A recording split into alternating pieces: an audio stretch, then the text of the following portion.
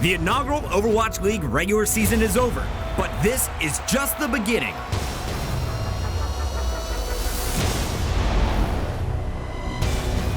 Six guild teams have qualified for the season playoffs. About to go down. We break down the quarterfinal matchups between the Boston Uprising versus Philadelphia Fusion. Boston looking flawless. Philly will take it. And the London Spitfire versus the LA Gladiators. London has been out of this world. Let's not right up, guys! Plus, the Overwatch League pros tell you who they think is this year's MVP. Oh, that's naughty. There you go, smoke that! The first ever map pool lottery will take place live on our set to determine which maps will be played in the postseason. This is Watchpoint. We missed your beautiful faces, everybody. Welcome back to Watchpoint. It's Puckett and the boys. You know them. Monty, Joa. Yeah, we don't know what your Mr. faces Rex. You look got a like. mirror. You know what it looks like. Fellas, 240 matches done. Regular season is over. I mean, they know. I'm a little bit faces worried look about Puckett at this point, guys. I don't know. It's the end of the season. I was out with the Brits last night, all right? I know. Wow. Puckett's a host. He's failed his fidelity test. I like people. You guys should learn to be nicer to Watchpoint strangers. is his weekly fidelity test Way for off. Puckett. See if he's a robot or not. Way off. You mean Turing test? Yeah. Hey, guys, we're going to... Should we talk about the playoffs? Same thing. Should we do that? All right, we're going to preview the Overwatch League playoffs today. We're also going to talk about Doa's hair, but first we got to talk about the quarterfinals and the matchups that will have, of course, the biggest questions that each team will have entering the tournament. Now, later in the show, we're also going to have our postseason map pool lottery live on Watchpoint, which will be really fun. But before we get ahead of ourselves here, let's take a minute to understand how the Overwatch League postseason actually works. 158 days, 240 matches across 4 stages, and here we are, the first playoffs of the Overwatch League. But before the action heats up, here's how it will all go down. The top 6 teams in the standings will compete, with the winners of the Atlantic and Pacific divisions receiving a first-round bye. Each playoff matchup will be a best-of-3 match series, with each match being a best-of-5 maps. The quarterfinals kick off on July 11th at Blizzard Arena. The Uprising and Fusion will play their first match on Wednesday, followed by the Gladiators and Spitfire. On Friday, Boston and Philly finish their series. And the conclusion of the LA Gladiators and London Spitfire takes place on Saturday. Stay with us here, we know it's a lot to take in. Going into the semis, the remaining teams are reseeded according to the regular season records. That means the top-ranked NYXL faces off against the lowest remaining seed on Wednesday, July 18th, followed by the number 2 seed LA Valiant taking on the highest remaining seed later that evening. On Friday, the Valiant will finish their series against their opponent, and the NYXL will conclude their series on Saturday. The top 2 finishers will punch their tickets to New York to compete for over $1 million and the opportunity to capture history as the first champions of the inaugural season of the Overwatch League. The regular season is done, but there's still a lot of Overwatch to be played before we crown that first league champion. All of that playoff Overwatch is going to be on a new patch here, fellas. Whoa! Yeah, no more scatter arrows. That's right. The most significant changes in this patch come to Hanzo, and as you can see, his standard arrows will be faster. The Sonic arrow has a faster cooldown, though it'll be shorter and affecting a smaller radius, and Hanzo will now have the ability to launch horizontally in midair. The scatter arrow has been replaced by rapid-fire storm arrows, and a few notable things that won't be available in the postseason include the maps Horizon Lunar Colony and Rialto, as well as Symmetra. Sorry, Libro. But back to the Hanzo changes here, Doa. How do you think they'll affect the mercenary with a bow? Well, I'm going to start by saying I'm still disturbed by how Hanzo's shins look. That, cannot be healthy. There's definitely something going on with calcium there. But, as far as Hanzo's abilities go, the Storm Arrow really changes this guy, right? I mean, because you saw a lot of Hanzos in the past do a lot of flanking, try to sneak up and scatter somebody. Now Hanzo can just stand in front, break shields, burst down tanks. He's basically got a shotgun now, and that's going to be important because as he takes a little bit more of a frontline role, he's going to need that lunge to jump out. So it's some interesting changes. We're already seeing a lot of Hanzo. I think we're going to still see a lot of Hanzo, just in a little bit of a different way. And it's bow glows, so that's always cool. That's right. Now, the NYXL's Libero actually leads the league in time played on Hanzo this season. So, Monty, how do you think teams will prepare for this new patch? Well, I agree with Dole. We probably are going to see more Hanzo picked. And if we look at Hanzo pick rates from the playoff teams that are going to be seen in a couple of weeks, it is NYXL, of course, with Libero, a longtime Hanzo specialist up there at the top. But London Spitfire and Gladiators pretty low on the Hanzo picks right now. So there may be some cause for concern there, although we also have to understand that Hydration and Profit have both been very good at learning new heroes quickly, so I think that'll be adjusted by the time playoffs roll around. Absolutely, and the quarterfinalists have just 23 days to get those Hanzo strats in order before the playoffs. So, Mr. X, as we look at some of the other changes that are going to be happening in this patch, what else could affect the gameplay in the postseason? Oh, I think the changes to Brigitte coming in this patch obviously affect the meta as well. We saw so much Brigitte in the previous stage, but you see Rally, just the max amount of armor gets reduced from 150 to 100. The shield bash cooldown goes up a full second. Doesn't seem like a lot, but it is. I think you're going to see more Rally used during fights as opposed to like fight setups. I think that 50 armor coming off is actually a pretty big deal, which I think now it allows Brigitte to use it in the fight, right? Provide that armor as it goes up, keep some other players alive, but it's really the self-sustain of Brigitte while that armor is coming on that you really like about that ultimate. Now, I think you're going to see it a lot more during these fights. The shield bash also, it makes you really time them good. You can't just kind of keep spamming them out. With that extra second, it's pretty big. I like it a lot. We'll see how the patch affects the meta when the playoffs begin on July 11th with a matchup between the Philadelphia Fusion fellas and the Boston Uprising. Now, these two teams have matched up 4 times this season, and each team won 2. The Fusion winning the most recent contest, though, in week 1 of stage 4. And when this best of 3 match series gets going, Mr. X, which team will benefit more from the patch changes we just discussed? I think right now you have to say it's the Philadelphia Fusion. I think Carpe's Hanzo's really strong. We saw it a lot on King's Row during the season.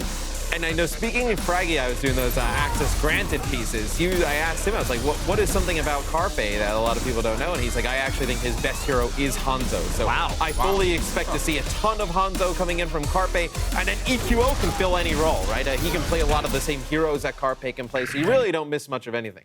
Yeah, and I love EQO's Widowmaker too, and I think that's what's so dangerous about this team is, as good as Carpe is on Hanzo, you think, oh, maybe they'll have a dip because they're not going to have that Carpe Widowmaker play. But look at this, he led all Widowmakers this season in final blows, hero damage, and a limbs per 10 minutes. As far as double sniper metas go, this is fantastic for the Philadelphia Fusion.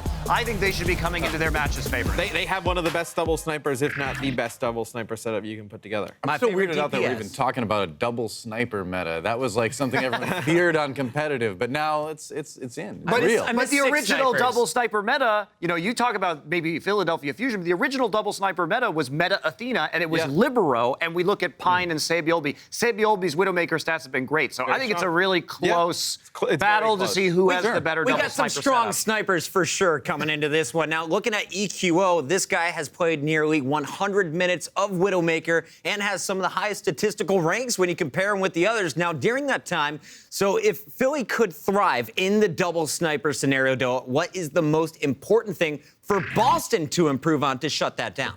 Well, I mean, the thing with Boston right now is, aside from kind of working through a lot of the problems we saw emerge in Stage 4, which they have kind of begun to do that, one person I kind of want to zero in, and I'm sorry about it, but it's Kelix. And this guy, I mean, if you look at him statistically, he's not, like, really behind a lot of other Mercy stats-wise in the league, but he seems to keep finding himself in positions where he dies in, like, awkward ways. Dies right as he pops his ultimate, dies when he's going for reses he maybe shouldn't be going for. So I think maybe look at the positioning with this guy a little bit more, maybe look at the timing for somebody else a little bit more. So, yeah, just kind of get Kelix a little bit more on the same page with the rest of the team. I think that would help a lot.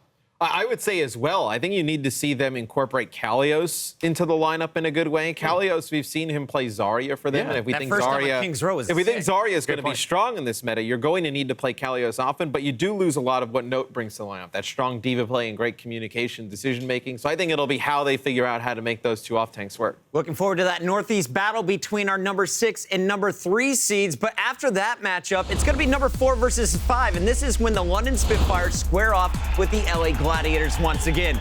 Now, LA is 3-0 against London this season, and the Gladiators passed the Spitfire in the standings in the final week of the regular season, which makes them actually the home team in this series. So London had their worst stage of the season in Stage 4. They went 4-6.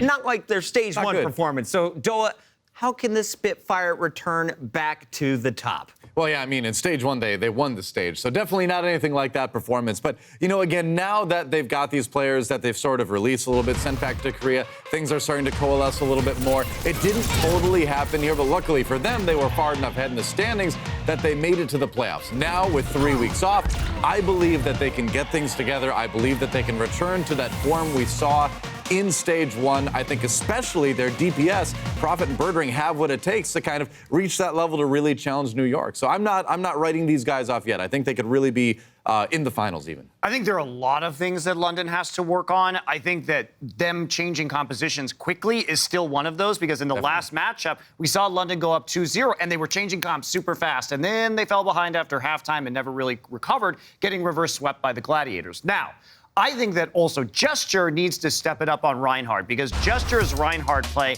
has been really disappointing from this team. He's been charging in a lot alone, which means that he's had significant numbers of deaths. He's 5th most in the league in terms of Reinhardt deaths right now, and they've never really figured out how to play around him, even when they've been emphasizing triple tank, triple support compositions. All right, well, you said he charges a lot, right, Monty? Well, guess what? The numbers show up that he's got some final blows to go with those charges. He actually leads the league in final blows on Reinhardt with just under 6 per 10 minutes. Now, Mr. X, what is the path for victory if you're the Gladiators going up against the Spitfire once again? I kind of agree with Monty that I think Gesture on the Reinhardt is probably London's weakness right now. So I'm going to say Fissure on the Reinhardt, and then you also have Void, or whether it's Bishu in the lineup playing the Zarya. I think you can really make this a tank-heavy game for the London Spitfire, and that's probably not what they want, right? You know, Fissure and Void just have such great chemistry together, and I think Fury and Gesture just don't seem to really gel well. You saw London, they played a ton of Winston throughout the stage. Even when they did play Zarya, it was Prophet a lot of the time picking that up. You imagine Prophet's going to have to play Hanzo now. They're going to have to work some things around there. So I think if the Gladiators can make this a tank-heavy game, I think they're in a good spot. We talked a little bit about the new hero changes. Hanzo going to be a key player in the game. And, of course, Hydration leads the Gladiators with just over 7 minutes on Hanzo this season. Not much. So we'll see what he's got in store for us in the playoffs. Now, looking at the other team from LA, we got the Valiant here, your Stage 4 champions, and they're going to be playing the highest remaining seed in the semifinal.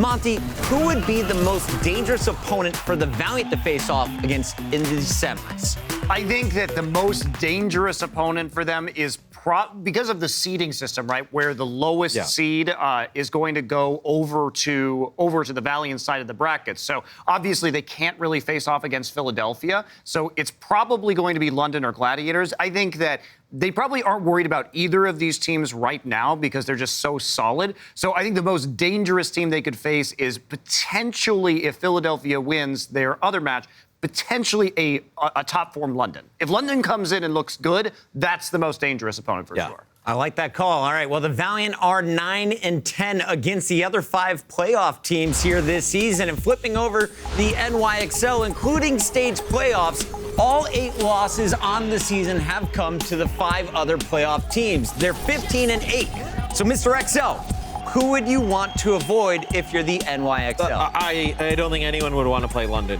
Like, if London could, make it to the second round, and you think by then they've started to work some of the kinks out, it's a matchup that I don't think anyone wants. If Prophet and Birdring can, figure their stuff out, you have Gesture, who's a great main tank, Bedosh in the back there is in.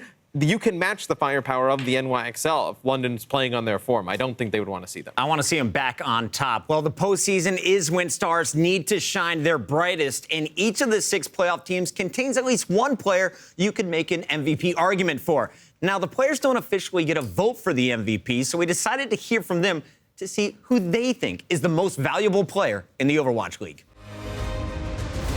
Shot caller, great mind. There it is! He's looking for more! Making his presence felt in a big way. Unstoppable power. Into the phrase, doing monstrous damage. On point from start to finish.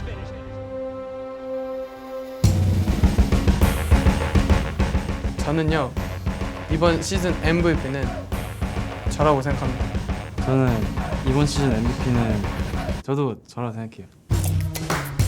이번 시즌 MVP는 쪼낙 선수가 될 것 같습니다. 우리 팀에서 이제 금메달이고 딜 양도 진짜 잘한다고 생각해요, 게임을. Get out volley after volley. Jonak doesn't care. He is your man, DPS. I think it has to go to Jonak. You know, I'm sure that's a very cliche, but like he honestly deserves it. He's been consistently good the entire season. Yeah, you can always count on Jonak to pop up. 그럴 땐 제가 봤을 때 받을 수 있는 사람은 쪼낙이라고 생각합니다. 왜냐면 I think MVP of this season should be Carpe. He's like always performing well. He is always ready to play. 저는 개인적으로 카르페 선수. Carpe dunking everybody, one after another. 네, 그래도 연습하면 나아지고 가능성 생기고 그런 걸 희망이 생긴다는 걸 봤어요. 카르페 선수는 딜러가 가질 수 있는 캐리력을 많이 탑재해가지고. Oh, Gamsu. This is bonkers hex. Kills left and right. 일단 뭐 저희 팀에서 저는 감수형 뽑을게요. 왜냐면 이제 주장으로서의 역할도 되게 잘 해주고. 그럼 저는 스트라이커. 아하. I'd say the MVP for this season, I'd have to pick a tank because I'm a tank player myself. I'd probably go with Fisher. Get him, son. Oh no, he's gone. Fisher takes him down. Nobody doesn't like Fisher. He's really, really good. 제가 생각하는 이번 시즌 MVP는 너라고 해, 너라고. 저는 세별병. 왜냐면 지금 저희가 1등 하고 있는데 1등에 지금 팀에서 주장을 맡고 있고. Sabiolbi is the best tracer in the game. 그렇습니다. Though there's some discrepancy on this one, most believe that MVP favorite is Jonak. Now, the NYXL support is in a league of his own, Zenyatta. As you can see, there is a significant separation between JoJo and the next closest Zen in these four categories. Jonak and his NYXL teammates have a full month before they play again in the semifinals, so what is the biggest question that needs to be answered between now and then? Let's get right into our playoff edition of the Six Stack to find out. Here at number one, the NYXL continue to rotate Jonas and Mano on main tank. Now, Jonas played 21 maps in Stage 4 and Mano played 31. Let's see how it's worked out for the two on Winston this season. Mano ranks ahead of Jonas in hero damage done, eliminations, and deaths. He leads the league in final blows, plus New York wins 80% of their maps when he's in. So, Doa, should you keep Jonas on the bench and Mano in the lineup in the playoffs? Throwing me hardballs today, aren't you, Bucket? Well, yes, obviously you put Mano in. I mean, Jonas is not a bad tank. That much is also obvious. But when you come to a playoff scenario, you're gonna have to go with your best players, and Mano is clearly the better tank for NYXL. Not just because he's got good stats, but because he brings that playmaking to it. He brings a bit of leadership to it as well. So for the playoffs, yes, go Mano, bench Jonas. That's all there is to it. Pretty simple stuff. All right, let's keep the stack growing at number two. Since introducing Space and Cust into the lineup in Stage 3, the Valiant are 18-5, including the stage playoff matches. The NYXL are 17-5 over that same span, and the Valiant defeated New York twice in the final 3 weeks of the season. So, Monty, should the Valiant be the favorite to win the Overwatch League? No. Absolutely not. They should not be the favorite to win the Overwatch League. Of course, with New York already having sewn up the number one spot, the smart thing for a team to do is just to take it easy, relax, rest your players before you go into the playoffs. NYXL has 3 weeks, 4 weeks to actually put everything back together because they have that bye. This is when they start practicing hard again, and we'll see a revitalized New York. New York XL is still the favorite by a lot. No way, man. All right, third up on our six stack of playoff questions, the Boston Uprising. That was you did an accurate impression of Twitter right there. Yeah, right? Hey, I'm an LA fan. In fact, he has the 5th most time played on that hero in the league. Striker has played Hanzo throughout the season, and the numbers showed that he might be a better option. Striker leads the league in limbs per 10 and crit accuracy. Those are headshots. He's the top 5 in 3 other major categories and has mistakes beat across the board except for deaths. Now, we saw Striker take over the Widowmaker from mistakes in Stage 4, so Mr. X should the Uprising consider now moving Striker over to Hanzo for the playoffs? Yeah, I think they should. I think Striker should be the Hanzo for the Boston Uprising going into the playoffs. They can leave mistakes on the role that he's been playing for the last few weeks. If, let's say, Hanzo is going to replace Widowmaker, you can have Striker just, insta-lock that Hanzo, play it all the time. Mistakes can switch between the Junkrat, the Brigitte, even Widow if you want to run double sniper. So I think it makes a lot more sense to put Striker on that big carry hero, which potentially could be Hanzo. At the halfway point here, it's time for the 4-seeded Gladiators at number 4. Fissure refers to himself as the most handsome and best main tank in the league. Clearly, he's the best looking, fellas, but taking a look at his numbers on Winston for the entire season, he's second in Primal Rage kills, fourth in hero damage, done 6th in eliminations, and dead last in damage block. Dilla, is Fissure, in fact, the most handsome and the best main tank in the league? I'm gonna say objectively, Fissure is not the best main tank in the league by that hilarious shield stat alone. I think there's other tanks that are better out there. Now, would you say that Fissure is the tank who has done the most on an individual level for his team? Yeah, I would totally say that. Fissure has made a bigger difference for Gladiators than any other main tank has for their team. But is he the best tank overall? Nope, I think Mono's got that one. All right, moving on. Number 5, the London Spitfire have rotated 3 players on Zarya in Stage 4. Birdering played her the most when London was wanting to run that triple tank comp. But for Prophet and Fury, they also played quite a bit as well, with the double sniper comp potentially being big in the playoffs. Prophet would be on Hanzo, and Birdering would be on Widow, and that leaves Fury to play the Zarya. Checking his ranks on the pink-haired tank, that might be an issue. Fury is outside the top 10 in all major categories and near the bottom of the league in final blows, deaths, and elims. So Monty, can the Spitfire afford to roll Fury out on Zarya with the playoffs having so much on the line? In short, no. I mean, I think those statistics are pretty damning in and of themselves. And if it is a double sniper composition where we might see the Hanzo and the Widowmaker together, fortunately, the better solution to that on off-tank is a D.Va, because you need someone to be able to fly back and protect your snipers. Zarya is not going to work very well in that composition. And if you want to run a Zarya composition, and we have seen the Spitfire be successful on triple tank, triple support, that's when you move Birdring over or Prophet over to that position instead. So I think you just keep Fury on the D.Va. Don't let him play the Zarya, and focus on comps that if you have to play the Zarya, it's not Fury playing it. The final stacker goes to the always exciting and inconsistent 6th-ranked Philadelphia Fusion. Now, one of the main reasons they've qualified for the playoffs is the stellar play from their support Neptuno.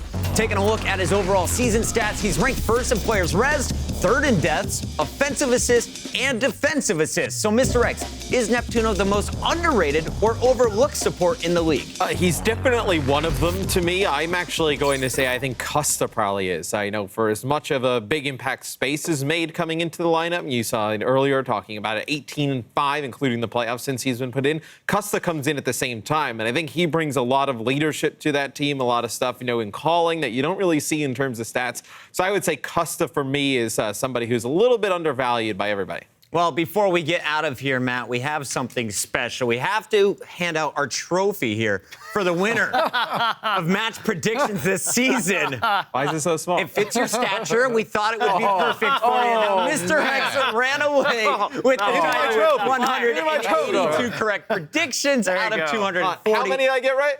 182. 182. Out of 240. Not bad, all right, Matt? Well, Monty, he got second with 178. Dilla picked the Shanghai Dragons a few too many times. I only picked them once. I'm pretty sure I only picked them once. Well, I don't trust Soul Dynasty the other. I don't either, but I think I only picked them once. You did it. You passed Monty at the end of the season. You're the top dog in predictions. Do you care to give us a speech? I would. I would Please, like to thank you guys for being here on the Puckett, for hosting up this prediction segment all the time. Yes. Monty, you were a very tough opponent. Sounds like I London Spitfired it, man. I came out strong and then just dived. Noah's going. I think that's when Noah's you biased this to way, right? Soul Dynasty. Took his predictions down the drain. Maybe a little bit. Shout out to Sean, the producer, for always reminding me to get my predictions in so I didn't forfeit any games. Absolutely. To Albert as well. Congratulations, Mr. X, for all of his success. That's about it. In just a moment, we're going to have our first ever Overwatch League postseason map lottery, though, to determine the map and the pool for the playoffs and the finals. This is Watchpoint. All right. Hi. How you guys doing today? I bet you're wondering why I've called you out here. I was curious. Well, I have Our stage conversation. That's right. We could talk about the playoffs. Yes. Or make a playoff team out of players that aren't in the playoffs. Who are the best players not in the playoffs right now? Jaehong. I'm sorry. I'm done. I'm done. All right. See you later. I don't know. Kobe. Jayhawk. Are you gonna take Miro as well? No, there's got to be another Zenya in there. Kooky for sure, but You gonna dress them up in blue? I don't know how that would help. They're blue lunatic high jerseys, right? Weren't they blue? Yeah, they were kind of like white. Mostly white. I'll take Can I ask a real question? Who are you? Sure. OG. OG. Okay. OG, yeah, okay. Fleta. All right. Fleta. We'll skip your question for now. No, I like this. I like this. Hold Keep on. going. Keep going. All right. OG, Fleta. Sinatra. Oh, yeah, we got some San Francisco Sinatra. player. We could go with Sinatra. Seagull. Seagull. Seagull is, we'll use it as Diva? a flex Maybe tag. Seagull. Diva. All right. Sure. OG. Only on Hanzo, Seagull. Fleta. Fleta, sure. Do you a lot take, of DPS guys, isn't it?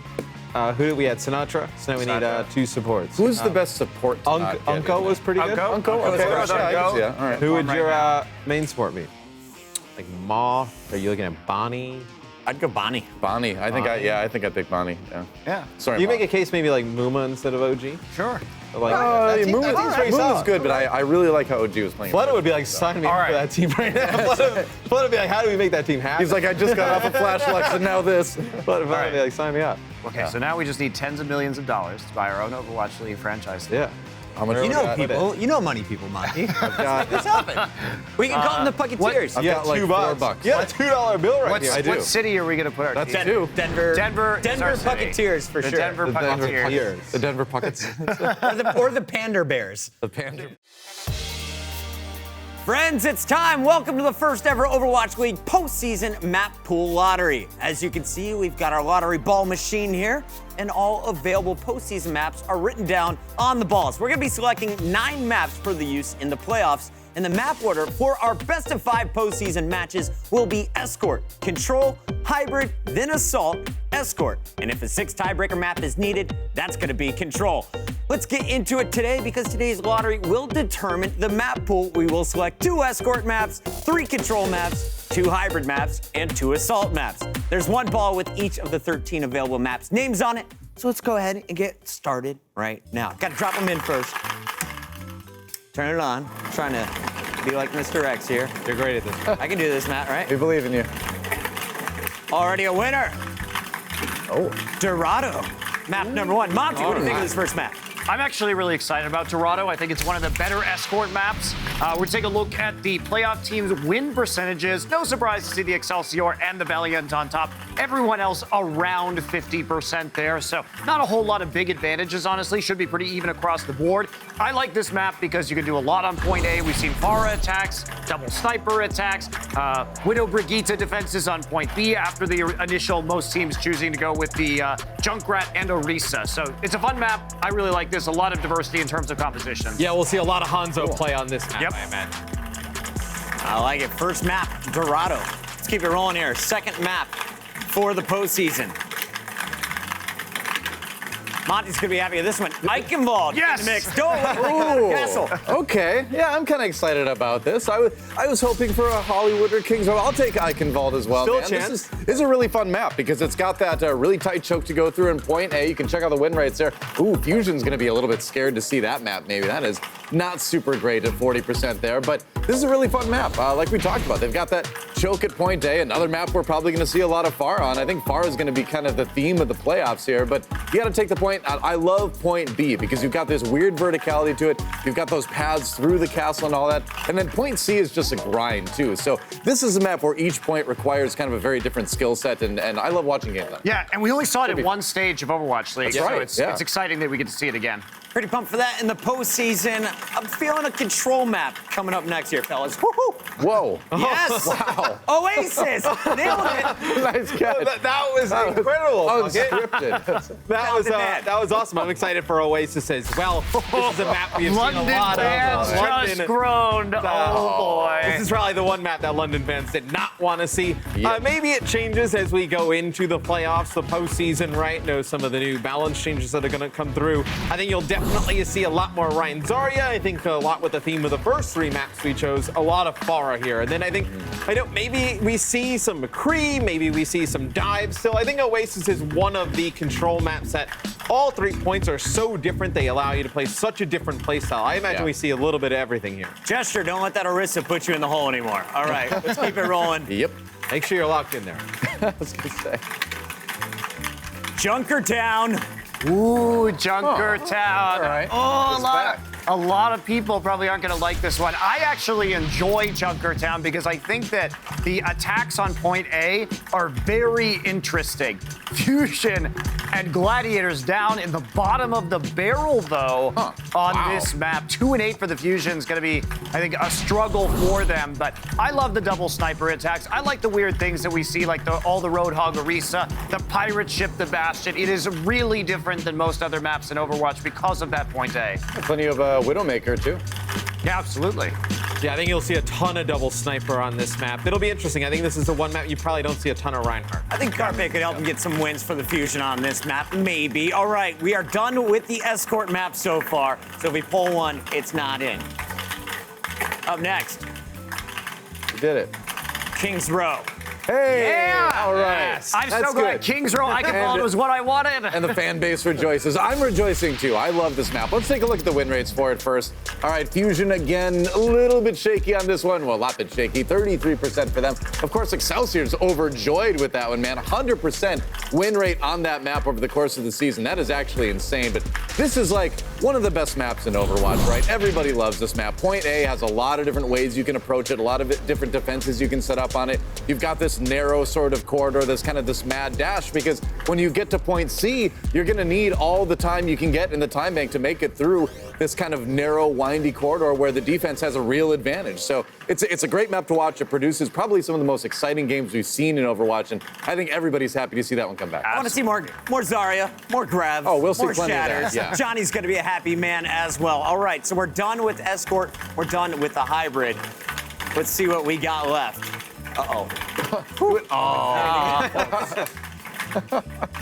Watchpoint Gibraltar. Already done. Sorry with Gibraltar, not this postseason. Let's keep it going here.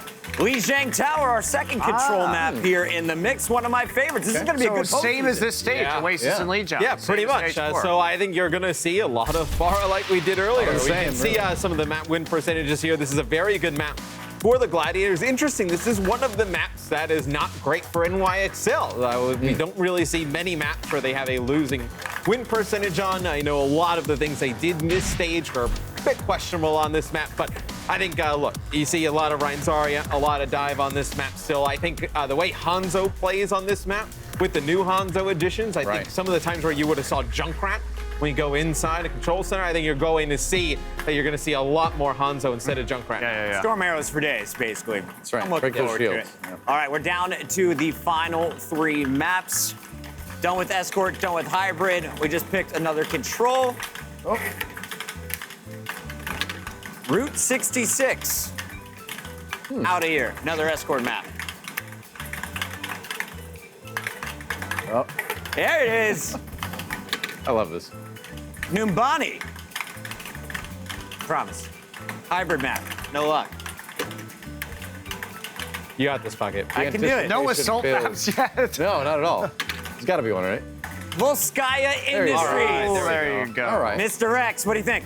I like Volskaya. It's one of my favorite assault maps. I think if you were to ask me which one of my favorite, I would probably take Volskaya. We take a look at some of the map win percentages. We know how good the Boston Uprising is on this map. They're probably really excited to see this in the map pool. This is a map that for a lot of the season they were undefeated on. I mean, you can see they only have the 1 draw on their record there. They're still undefeated, in fact. They have not suffered the defeat, only the draw. A draw is not a loss.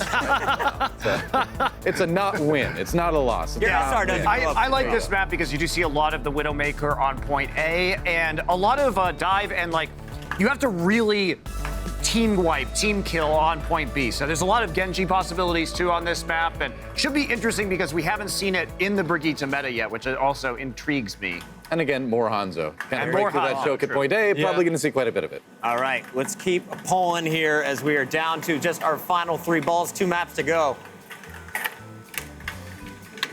Hanamura. All right, Hanamura. Well, let's look at these win rates again. Uprising. Ooh, we just talked about a map they like. Here's a map they're not going to be so thrilled about. 2-8 for the Uprising on Hanamura. They had a bit of a hard time on this Assault map. Of course, everybody else kind of middle of the pack. Of course, New York doing well, but this is a map that I actually really enjoy. A lot of teams get stymied coming through the door at A, but we see a lot of fun stuff. We see a lot of Genji Tracer in here trying to break through, pressure the point. We do see every once in a great while still the Sombra. Maybe a bit of that comes back, but I think this is another map that's going to be Hanzo's playground, right? I actually think you probably won't see as much Hanzo here, especially on point A, because there's not really a great opportunity to use a Zarya grab. Everyone will play so spread out. I think you're going to see a lot of triple tank, triple support on point A here. And also Gladiators have showed us that the There's a lot more of that towards the end of the season. Yeah, there's the Bastion May defense that we saw from them on point B to stop the triple tank, triple support. So I'm interested in this because I think it's still an evolving meta thanks to what we've seen from the Gladiators. Could be interesting. All right, fellas, we are ready for the final control map. Looking for a control here. Monty, you're going to be pumped for this one again. Nepal. Nepal. Yes. I'm excited to see Nepal. What do you think of the final control It's exactly the same control map pool we had for stage 4. I really like Nepal. I have to say, I wish that Oasis was the tiebreaker and Nepal was in the regular map pool. But, I mean, we've seen the Gladiators again, like on Lijiang Tower, do very well. Better map for the Excelsior. Boston still struggling a bit here, so. But we're probably not going to see Nepal in the playoffs, to be honest. It's so unlikely that in a best of 5 we would head into a tiebreaker. Yeah, I think when you look at the map pool as a whole, though, it's not really that great for the London Spitfire as a whole. I think you can see some interesting May Reaper compositions here that you've seen from a lot of teams. I think Widowmaker on this map especially. I'm interested to see how much of the Hanzo replaces Widowmaker in a lot of these comps. Well, the Fusion, too, had some very low win rates on some of these maps, and so I think that's going to be really interesting to see how that plays out. But again, as we got later in the season with Boston, even though they looked good on some of these maps, they did slow down a bit. So not sure they're going to have the same effect. All right, well, we have, I see what you did there. I see what Monty did there. All right, well, we have an awesome set of maps here. The playoffs are set. Our teams have just a few more weeks to prep, but that's going to do it for us here on the Watchpoint Show. Make sure you guys tune in for the first day of playoffs. It's kicking off July 11th on OverwatchLeague.com and, of course, your Overwatch League app. Thanks for watching. We'll see you next time.